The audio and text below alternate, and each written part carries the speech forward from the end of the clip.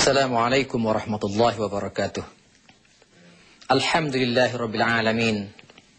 Alhamdulillahilladzi amarna an naqiya anfusana wa ahlina azabal jahim. Allahumma salli wa sallim ala nabiyyina Muhammadin alladzi ba'asa lit-ta'lim wa ala alihi wa ashabihi wa man sara sayrahumul qawim. Ashhadu an la ilaha illallah wa ashhadu anna sayyidana Muhammadan abduhu wa rasuluh. Subhanaka la ilma lana illa ma 'allamtana innaka antal alimul hakim. Wala haula wala quwwata illa billahil azim. Sidang penonton yang dirahmati oleh Allah, pertama-tamanya marilah kita merafakkan setinggi-tinggi syukur kepada Allah Subhanahu wa taala. Karena pada pagi ini Allah Subhanahu wa taala masih lagi memberi ruang kepada kita untuk kita hidup di muka bumi ini dan melakukan ibadah kepada Allah di samping kita melaksanakan tugas-tugas dan kerja kita seharian. Sidang penonton yang dirahmati oleh Allah, hidup manusia ini telah ditetap dan ditentukan oleh Allah Subhanahu wa taala. Usia manusia juga ditentukan oleh Allah Subhanahu wa taala. Ada manusia yang Allah Subhanahu wa taala izinkan kepadanya panjang umur. Ada manusia yang Allah Subhanahu wa taala beri peluang kepadanya melihat sedetik alam ini, kemudian Allah SWT matikan. Dan berbagai-bagai pattern, berbagai-bagai bentuk kembalinya manusia kepada Allah Subhanahu wa taala. InsyaAllah mari kita muhasabah diri kita. Sebenarnya manusia ini akhirnya akan kembali juga kepada Allah Subhanahu wa taala. Sebab itu Nabi besar Muhammad sallallahu alaihi wasallam menyebutkan, setiap masa dan ketika manusia ini mesti merasa gembira untuk kembali pada Allah Subhanahu wa taala. Sebab itu adalah hadis dicerita oleh Rasulullah, man ahabba liqa Allah ahabba liqa'ahu wa man kariha liqa Allah kariha liqa'ahu. Maksudnya Rasulullah kata, barang siapa yang berasa suka untuk bertemu dengan Allah Subhanahu wa taala, maka Allah Subhanahu wa taala juga gembira dan suka untuk bertemu dengannya. Barang siapa merasa benci untuk berjumpa Allah Subhanahu wa taala, maka Allah bertambah-tambah bencilah untuk bertemu dengan kita nanti. Hadis ini memberi pengajaran cukup dalam, yang mana Rasulullah menyebutkan bahawa barang siapa yang cukup gembira nak kembali dengan Allah Ta'ala, artinya gembira ini kita selalu ingat untuk balik bertemu dengan Allah SWT.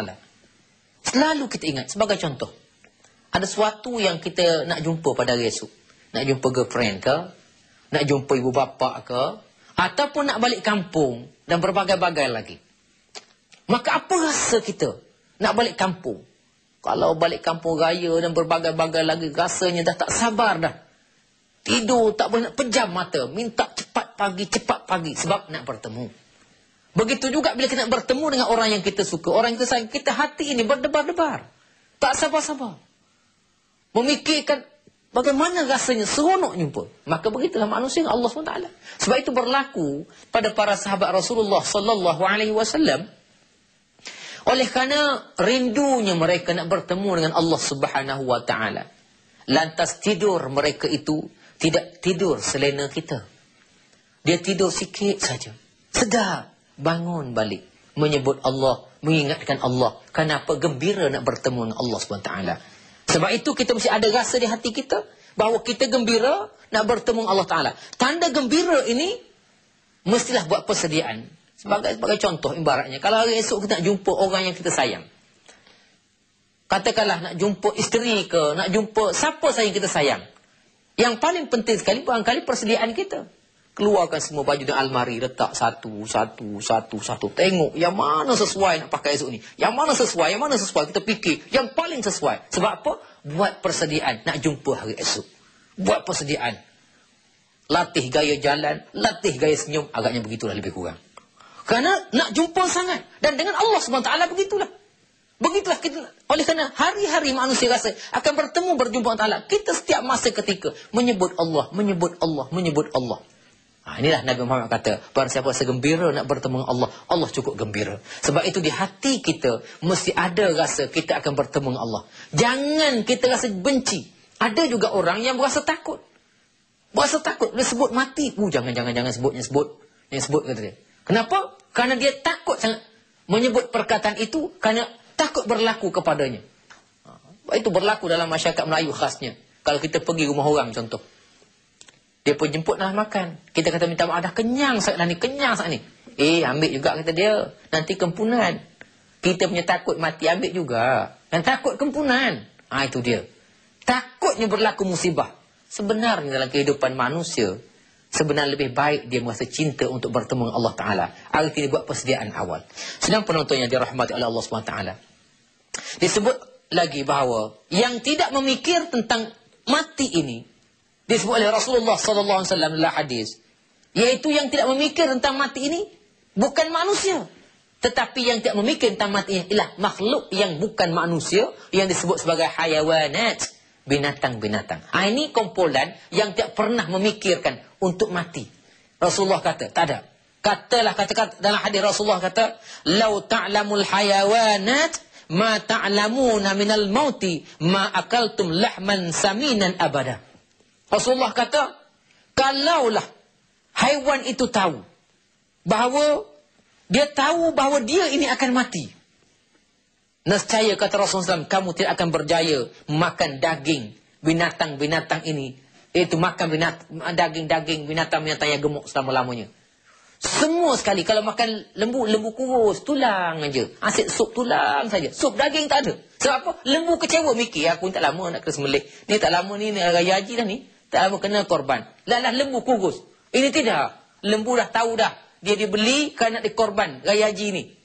Maka dia makan, makin gemuk dia lagi. Sebab dia tak tahu kata Rasulullah bahawa dia akan mati.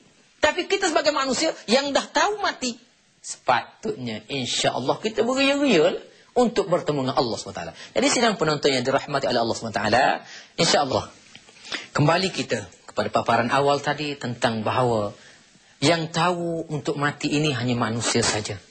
Jadi oleh itu, sebab itu kita kena beria-ia benar untuk kita kembali pada Allah Subhanahu wa taala. Jadi dalam keadaan inilah, apabila kita lihat, kita yakin benar kita akan kembali pada Allah Subhanahu wa taala.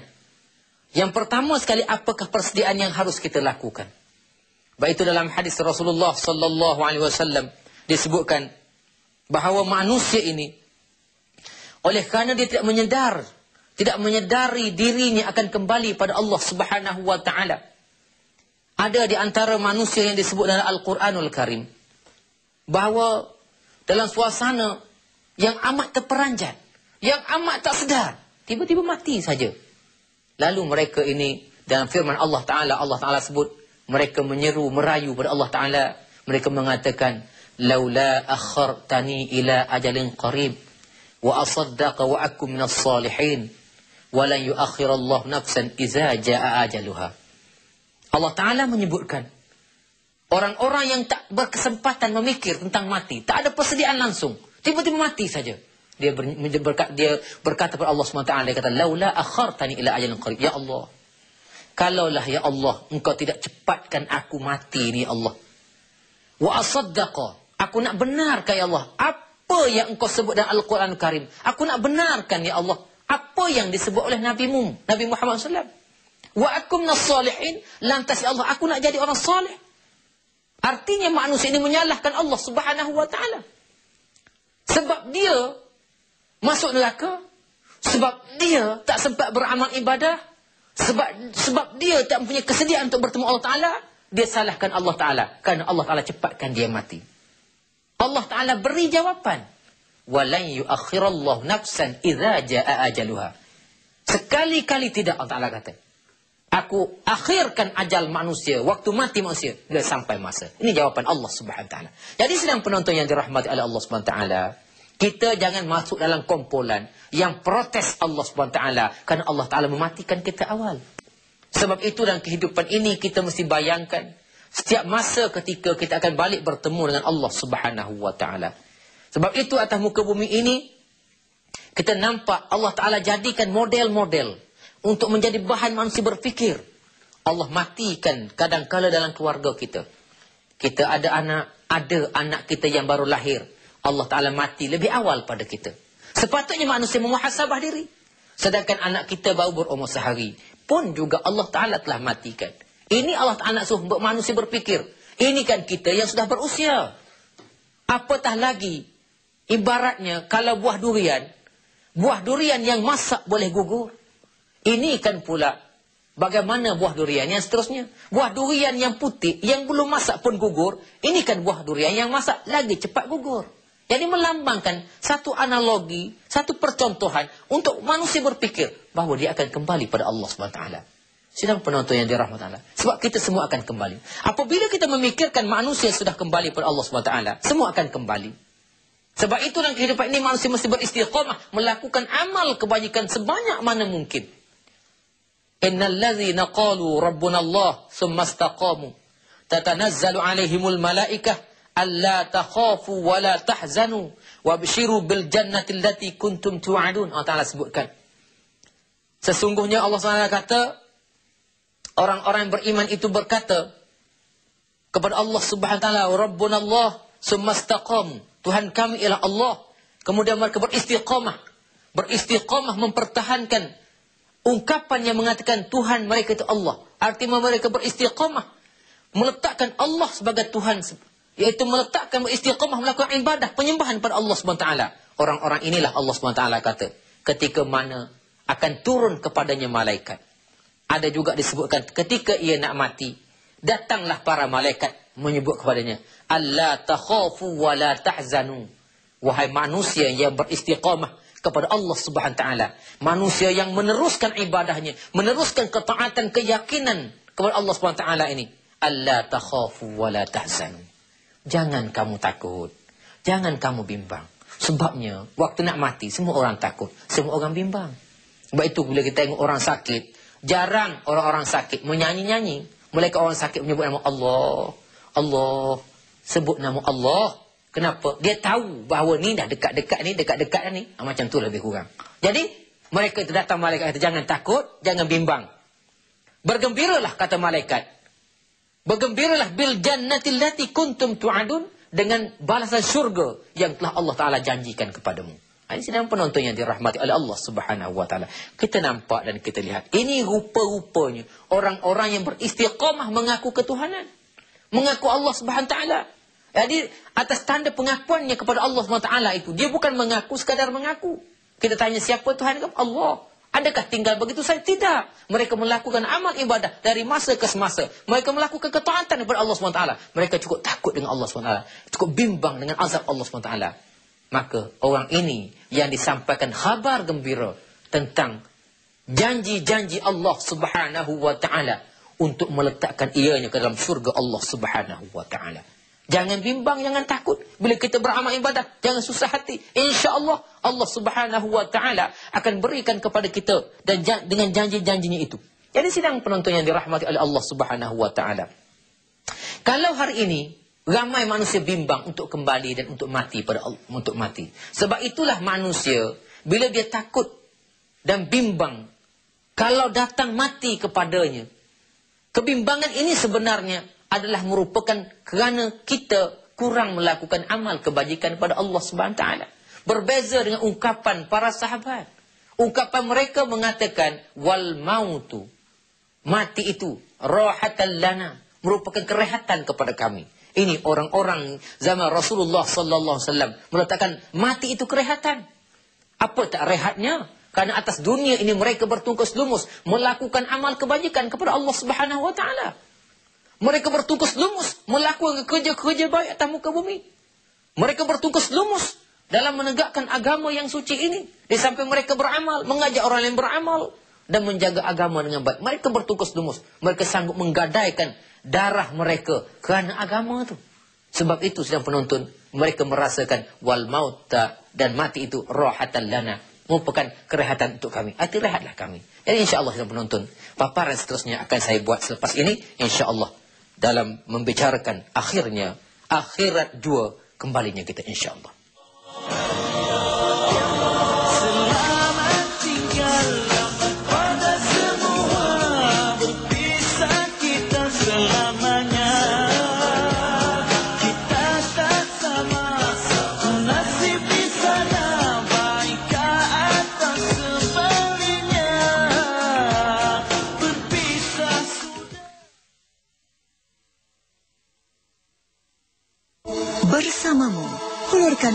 ringankan beban.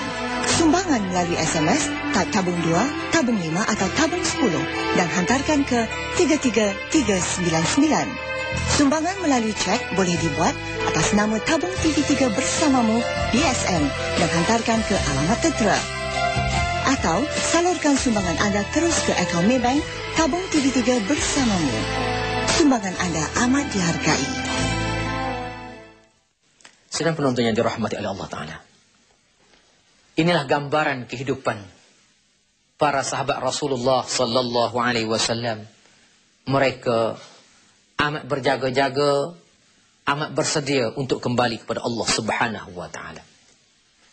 Jadi dalam pada itulah disebut dalam tafsir menerangkan bahawa janji-janji Allah Subhanahu Wa Ta'ala yang disebutkan wabshiru bil jannati allati kuntum tu'adun tadi. Allah Ta'ala kata para malaikat akan datang menyebutkan, membisikkan kepada kita, bergembiralah dengan syurga yang Allah SWT janjikan. Kalau kita merujuk kitab Mustikah Hadis, disebutkan bagaimana dalam hadis Rasulullah Sallallahu Alaihi Wasallam, orang-orang yang hampir mati ini, yang sedangkan mereka ini manusia yang beriman, bertakwa pada Allah Ta'ala, dia orang baik, dia orang bagus. Petandanya akan datang kepada Allah Subhanahu Wa Ta'ala, Allah Ta'ala tunjukkan kepadanya tempat kembalinya. Rasulullah menyebutkan dua sahaja tempat kembali manusia selepas ini. Pertama, Rasulullah sebut hafaratun min hafarin niran, tempat kembalinya dalam kubur nanti, iaitu dalam jurang-jurang api neraka. Yang keduanya raudhatun min riyadil jannah, iaitu taman-taman syurga. Dua saja. Manakala janji Allah SWT ini disebutkan, orang yang hampir mati ini, orang yang bagus ini, Allah sudah tunjukkan tempat kembalinya. Tempat kembalinya ke dalam waktu dan kubur itu dalam raudhatun min riyadil jannah. Sebab itu ulama menyebutkan bahawa apabila ada orang mati, sama ada keluarga kita, bapa kita, siapa saja yang meninggal, orang Islam ini, mesti kita percepatkan sembahyangkan dia, mandi, sembahyang dan kebumikan dia. Sebabnya kita meletakkan sangka baik bahawa orang-orang yang mati itu Allah Ta'ala sudah tunjukkan kepadanya, memaparkan kepadanya tempat kembalinya. Maka dia berseru, wahai ahli rumahku, cepat-cepatlah hantar aku ke raudhatun min riyadil jannah. Aku dah tak nak lagi duduk rumah ni. Dan aku sudah, Allah Ta'ala nampakkan janji-janjinya kepada aku. Tempat aku ialah dalam raudhatun min riyadil jannah. Sebab itu kita nak cepatkan. Sebab itu sunat, elok dipercepatkan jenazah-jenazah, supaya dimandi, disemayang, dikebumikan. Jangan simpan 2, 3, 4 hari, janganlah. Sebab apa, ini boleh menyeksa mayat itu sendiri. Baik. Di antara perkhabaran itu disebut oleh para ahli tafsir, dikatakan 5 perkara janji-janji Allah Ta'ala sebutkan. Yang pertama sekali, wabshiru bil jannah, yang Allah Ta'ala suruh manusia gembira dengan syurga itu, iaitu untuk orang-orang mukmin. Diberitahu kepada dia, jangan takut, jangan ragu. Bahkan Allah Subhanahu Wa Ta'ala akan sediakan kepada kamu tempat balik dan syurga. Artinya Allah Subhanahu Wa Ta'ala dah tunjukkan kepada ini janji yang Ta'ala. Yang kedua, Allah tunjukkan juga, kata ahli tafsir, dalam tafsir bukan, untuk orang yang ikhlas dalam ibadahnya. Ditunjukkan wabshiru bil jannah tadi, bergembiralah kamu dengan syurga untuk orang beribadah dengan ikhlas. Beribadah dengan ikhlas. Jangan kamu khawatir, kata dia. Karena kamu juga akan Allah Subhanahu Wa Ta'ala letakkan dalam syurga untuk orang beribadah ikhlas. Jangan sedih terhadap kurang pahalamu, kerana Allah Subhanahu Wa Ta'ala akan tambahkan pahala-pahala mereka ini. Jadi tuan-tuan, sedang penonton yang dirahmati Allah, janji-janji Allah Ta'ala. Dan sesungguhnya Allah Ta'ala itu la tukhliful mi'ad. Allah Ta'ala yang bersifat tidak mungkir janji. Apa yang Allah Ta'ala janji akan Allah SWT laksanakan. Jadi sedang penonton, Rasulullah menyebutkan lagi, oleh kerana kita manusia yang akan kembali semua kepada Allah SWT, tidak mengira usia dan umur. Sebab itu Sa'id Abi Salma menyebutkan, kata Abi Salma, kata dia, ra'aitul manaya hatul ashwa wa man tusib tumithu wa man tukhti yu'ammiru fayuram. Dan Sa'id Abi Salma, dia kata, ra'aitul manaya hatul ashwa. Aku lihat, kata dia, mati itu bagaikan tapak-tapak unta. Tapak-tapak unta. Maknanya tapak-tapak unta ini satu tapak-tapak yang tidak menunjukkan kepada susunan yang baik. Wa man tusib tumithu. Ibarat pasir yang dipijak oleh unta. Tumithu. Pasir yang dipijak oleh unta akan berkesan. Unta itu melangkah bukan mengikut susunan yang baik. Kadang dia sini, situ, sini tak tentu. Itu begitulah mati. Mana pasir dipijak oleh unta, dia akan berkesan. Dan begitu tentang kematian. Mana-mana yang datang mati, dia akan mati. Katakanlah kita ada 10 orang adik-beradik. Abang Long, Abang sampailah Abang Usun. Bukan berarti Abang Long yang mati dulu. Entah-entah yang bongsu mati dulu. Tak tentu. Inilah. Ra'aitul manayahatun ashwa. Wa man tusibtu minhu. Mana yang kena mati dulu. Tidak ada peraturan. Tidak ada susunan. Dan tidak ada ranking yang khas. Tidak ada. Mesti akan datanglah bila-bila masa. Tapi mana yang tak kena. Yang tak sampai mati. Fayuhram. Panjanglah usianya sampai tua. Jadi, sidang penonton yang dirahmati oleh Allah. Kita masih bersyukur. Kerana Allah Ta'ala masih memberi ruang kepada kita untuk bernafas. Dan kita tak tahu. Sebenarnya Allah Ta'ala telah tetapkan bilangan nafas kita ni. Kalau ibarat liter oksigen itu, Allah Ta'ala dah tetapkan. Kalau kita isi minyak, nak 10 liter. Dia bagi 10 liter. Dan Allah Ta'ala juga sudah tetapkan liternya. Sukatan oksigen yang kita tarik itu. Tapi kita tak tahu berapa liter peruntukan untuk kita ni. Sampai ketikanya, sangkut. Rupa dah habis dah, kering dah oksigen yang Allah Ta'ala peruntukkan kepada kita. Mati kita. Macam itulah, lebih kurang. Jadi, begitu kata Rasulullah SAW, orang-orang yang cerdik, orang-orang yang bijak, kata Rasulullah SAW, aqyasu man dana nafsahu wa amila lima ba'dal maut. Orang-orang yang bijak, orang-orang cerdik, orang pandai. Ya. Yang mana mereka ini akan berjaga-jaga terhadap dirinya dan amalnya sebelum dia mati. Artinya, dia selalu mengawasi dirinya, kontrol dirinya, kontrol amalnya. Artinya, jaga diri, jangan sampai melakukan perkara mungkar. Jaga anggota, jangan buat perkara mungkar. Jaga segala-galanya, jangan berlaku perkara-perkara mungkar. Dan juga menambahkan amalnya sebelum datangnya mati. Dah datang mati, tak boleh buat apa-apa lagi. Artinya sebelum masa hidup inilah yang kita nak jaga sungguh-sungguh. Jaga makanan, jangan ada yang haram. Jangan masuk yang haram. Jaga anggota, jangan buat yang haram. Jaga mata, jangan tengok yang haram. Dan berbagai-bagai lagi. Dan tambahkan amal-amal kebajikan kita dari masa ke semasa. Hingga akhir hayat kita. Maka inilah orang yang bijak, orang yang pandai, kata Rasulullah SAW. Dan sebaliknya lah, orang yang tak pandai, orang yang tak bijak, dia tidak mengambil kira perkara-perkara ini. Jadi, sidang penonton yang dirahmati Allah Ta'ala, walau bagaimanapun, manusia ini semua akan kembali pada Allah SWT. Dan biarlah kembali kita kepada Allah Ta'ala. Kembalinya kita dengan Allah Ta'ala redha, insyaAllah. Jadi sekadar ini saja untuk muhasabah diri kita pada pagi ini. InsyaAllah kita jumpa lagi pada hari yang ditentukan oleh Allah SWT. Aqulu qawli hadha wa astaghfirullahal azim li wa lakum. Wassalamualaikum warahmatullahi wabarakatuh. Setiap insan pasti merasa saat perpisahan terakhir. Dunia yang fana akan ditinggalkan, hanya amalan yang dibawa. Dengar sayu surah dibaca,